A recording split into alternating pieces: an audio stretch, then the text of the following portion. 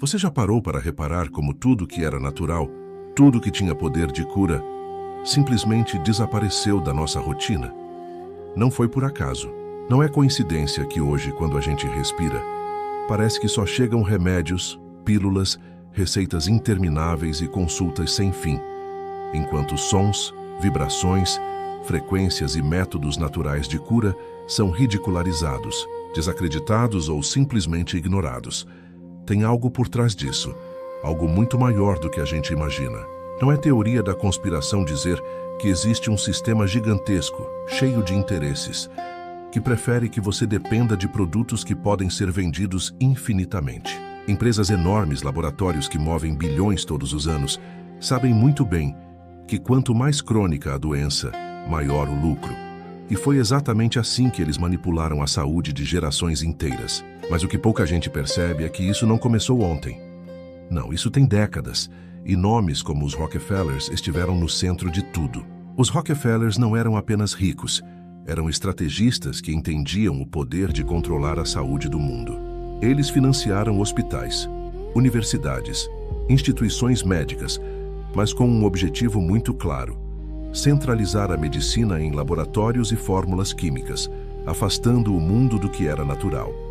Antes, remédios eram feitos de plantas, raízes, ervas, métodos naturais, e funcionavam. Mas isso não dava lucro, não podia ser patenteado, não gerava bilhões. Então eles fizeram o que qualquer gigante faz quando quer controlar um mercado. Descreditaram o natural, ridicularizaram as terapias ancestrais e criaram a narrativa de que só a ciência deles podia curar de verdade. E a manipulação não parou por aí. Eles controlaram a educação, definiram o que a ciência oficial consideraria válido, criaram laboratórios, universidades e revistas científicas que reforçavam apenas o que interessava ao lucro. Plantas medicinais foram retiradas do mercado. Óleos naturais e técnicas de cura foram desacreditados. Sons, frequências e energias começaram a ser vistos como superstição. E enquanto isso, medicamentos sintéticos invadiram tudo. Farmácias, consultórios, propagandas. A dependência foi construída, camada por camada. E a pior parte: eles não precisaram atacar ninguém diretamente. Bastou controlar a informação, a narrativa, as leis, o acesso. Quem depende de remédios, quem acredita que cura é algo externo, que precisa de cápsulas e receitas, passa a aceitar que o natural não vale nada. E assim, sem perceber, a própria humanidade começou a se afastar daquilo que tinha o poder de curar de verdade. É silencioso, quase invisível, mas brutalmente eficaz. Se você sente algo diferente, se percebe que métodos naturais te fazem bem, que sua energia reage a sons, vibrações, frequências, saiba, eles tentam te convencer de que é ilusão, mas não é. A manipulação financeira, social e psicológica foi tão profunda que a gente acredita que saúde é gasto, não equilíbrio, consumo, não energia, química, não natural. Eles manipularam quase tudo: educação, ciência, mídia, economia, políticas de saúde, legislação. Tudo para que a dependência continuasse. E ainda há o suspense real. Eles queriam que a gente esquecesse que a cura real sempre esteve dentro de nós. Vibração, energia, frequência, alimentação natural, reconexão com corpo e mente. Tudo isso foi silenciado, escondido, marginalizado. Mas você sente, você percebe. E quanto mais eles tentam afastar isso, mais você percebe que há algo escondido, que há um segredo antigo sobre o que realmente cura. O mais inquietante: isso não é passado. Eles ainda estão no controle do que a gente recebe, do que a gente consome, do que acredita. Só que agora, cada vez mais pessoas começam a notar que algo está errado. Começam a perceber que a saúde não está à venda, que a cura não está nas prateleiras, que a força que mantém corpo e mente equilibrados sempre esteve dentro de nós. E quanto mais você se conecta com isso, mais claro fica. Eles tentaram por décadas manipular o mundo inteiro, mas não conseguiram apagar a verdade. Então, quando você sentir o poder da frequência, a energia que vibra dentro de você, saiba, você está tocando algo que eles tentaram esconder. Você está lembrando do que sempre foi seu. E é exatamente por isso que eles querem que a gente esqueça. Não porque o natural seja fraco, mas porque é mais poderoso do que qualquer pílula que eles possam vender. A verdadeira cura nunca saiu de dentro da gente. Eles só tentaram nos convencer de que estávamos perdidos e quase conseguiram. Você já parou para pensar por que a escola parece mais interessada em fazer você obedecer do que ensinar a pensar de verdade? Porque passamos anos sentados, seguindo regras, decorando coisas que nunca vamos usar. E raramente aprendemos sobre nós mesmos, sobre como funciona nossa mente ou como questionar o mundo. Isso não é acidente. Isso tem um nome, tem uma história e, acima de tudo, tem um objetivo. O método que define grande parte da educação moderna surgiu no século XIX, durante a Revolução Industrial. Pense, fábricas precisavam de trabalhadores obedientes, pontuais, disciplinados, capazes de repetir tarefas sem questionar. As escolas foram moldadas para isso. Chamam esse sistema de Industrial Model of Education, ou modelo de educação industrial. A ideia era transformar crianças em engrenagens de uma máquina social e econômica, prontas para se encaixar no sistema, seguir regras e aceitar autoridades sem questionar. E não pense que isso surgiu de maneira inocente. Grandes famílias e instituições com poder econômico, como os Rockefellers, os Morgans e outros magnatas da época, entenderam que quem controla a educação, controla o futuro. Se você consegue ensinar milhares de crianças a seguir ordens, a não questionar, a acreditar que existe um certo e um errado imposto de fora, você molda gerações inteiras. Gerações que crescem obedientes, que aceitam o que lhes é dito pela mídia, pelos governos, pelo sistema de saúde, pela economia. E é exatamente isso que aconteceu. O sistema funcionava e ainda funciona de forma sutil. Você é colocado em filas, recebe instruções, é avaliado constantemente, aprende que há punição se não seguir regras, que há recompensa se encaixar. Tudo isso cria um padrão automático na mente. Obedecer é seguro, questionar é perigoso. Você aprende a competir por notas, por posições, por aprovação, e não por conhecimento ou autodesenvolvimento. Aprender deixa de ser algo natural e se torna uma obrigação, uma tarefa controlada. E sabe o que é mais assustador? Esse método de dominação escolar não se limita a ensinar conteúdo. Ele condiciona pensamentos, emoções e comportamentos. Ele treina a mente a aceitar hierarquias, a se adaptar, a depender de sistemas externos para aprovação e validação. É exatamente o mesmo padrão que você vê na saúde, na economia, na política. É um modelo de obediência que atravessa todas as áreas da vida, criado para que o poder permaneça concentrado. A razão por trás disso é clara. Quem controla a educação controla a sociedade.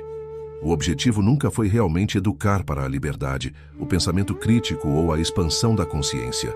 O objetivo sempre foi produzir indivíduos previsíveis, obedientes, fáceis de guiar. Gente que segue regras sem questionar, que aceita soluções prontas, que depende do sistema para sobreviver. É a base da dominação silenciosa. E quando você percebe isso, começa a enxergar padrões. Porque enquanto a escola ensina matemática, português, história pronta, quase nunca ensina sobre energia, frequência, saúde natural, autoconhecimento, pensamento crítico. Porque sistemas não criam obedientes, eles criam livres. E liberdade nunca foi o objetivo do modelo industrial de educação. Mas há uma saída, e é exatamente onde a verdade se torna poderosa. Assim como a cura nunca saiu de dentro de nós, o pensamento crítico, a capacidade de questionar, a consciência da própria mente, também sempre estiveram lá. O sistema tentou nos moldar, nos condicionar, mas não conseguiu apagar tudo. Quem percebe isso, quem entende que a educação foi moldada para criar obedientes e não livres, encontra o caminho para quebrar essas correntes invisíveis. E aí você começa a ver que cada regra absurda, cada fila, cada nota, cada punição e recompensa da escola não era apenas educação. Era treino para obedecer, treino para se encaixar, treino para aceitar que o mundo funciona de acordo com interesses alheios. E quando se entende isso, percebe-se também que todo o resto da vida, saúde, trabalho, economia, segue a mesma lógica. É um padrão de dominação silencioso, quase invisível, mas presente em tudo ao nosso redor. E se você acha que isso é algo distante, que só aconteceu lá fora, precisa olhar para o Brasil. Porque aqui, a educação não apenas seguiu o modelo industrial de dominação que mencionei antes, mas acabou se transformando em um campo próprio para moldar a cabeça das pessoas de formas ainda mais sutis e perigosas. Hoje, grande parte das universidades públicas e até algumas privadas, que deveriam ser centros de ensino e produção de profissionais qualificados, virou um espaço de militância ideológica, um lugar onde narrativa e doutrinação muitas vezes substituem conhecimento e competência. Não é coincidência que, quando se olha para os cursos e a formação de grande parte dos alunos, mal há preparo para sair e começar a trabalhar de fato. O ensino prático, a disciplina, a valorização do mérito e da responsabilidade foram perdendo espaço para debates intermináveis sobre ideologias, política partidária, militância e visão de mundo que muitas vezes não agrega à sociedade e só reforça divisões. E essa militância não é inocente.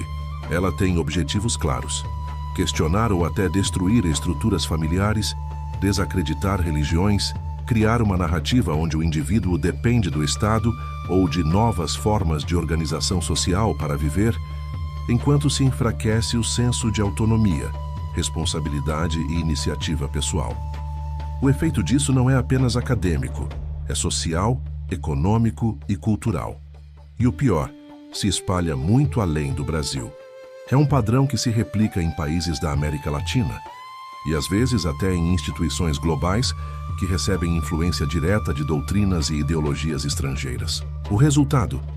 Uma população que, em teoria, deveria ser preparada para produzir, empreender e contribuir de forma prática para o país, acaba saindo das universidades com pouca capacitação técnica, mas com uma narrativa já formada, pronta para defender ideias e crenças impostas por grupos que não necessariamente têm o interesse do povo no coração.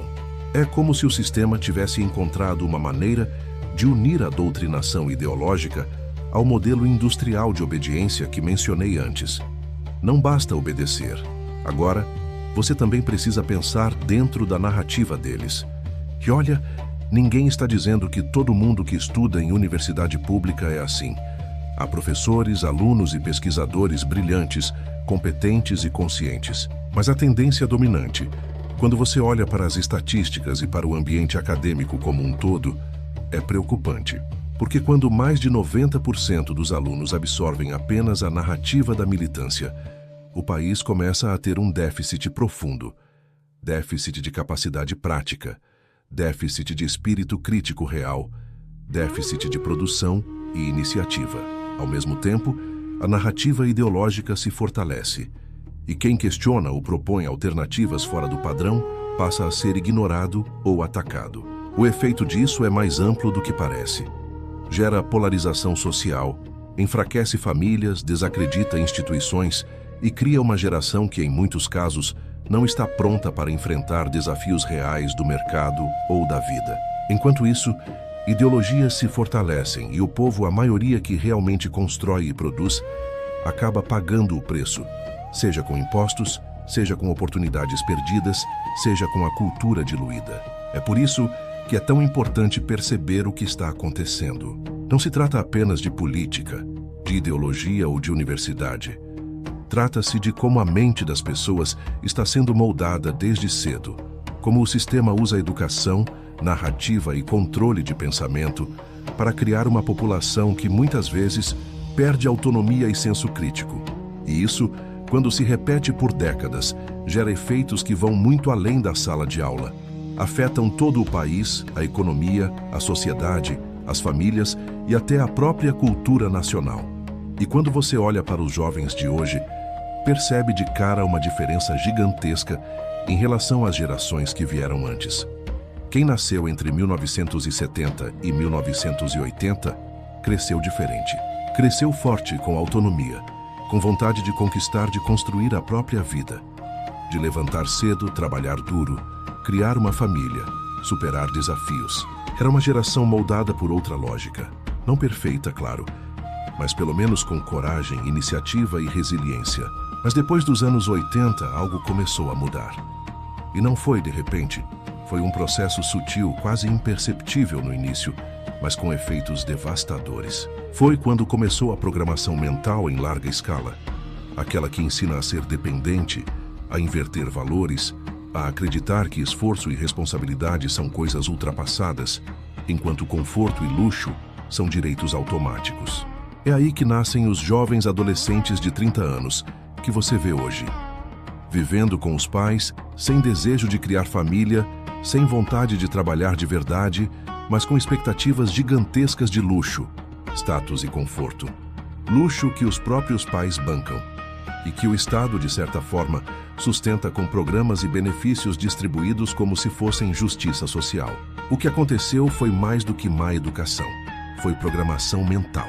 Uma geração inteira treinada para depender, para aceitar que não precisa conquistar nada por si mesma, para acreditar que trabalho duro é coisa do passado, que autonomia é um risco, que felicidade vem pronta e de fora. E isso vem sendo instalado há décadas, camada por camada quase invisível, mas com efeito profundo.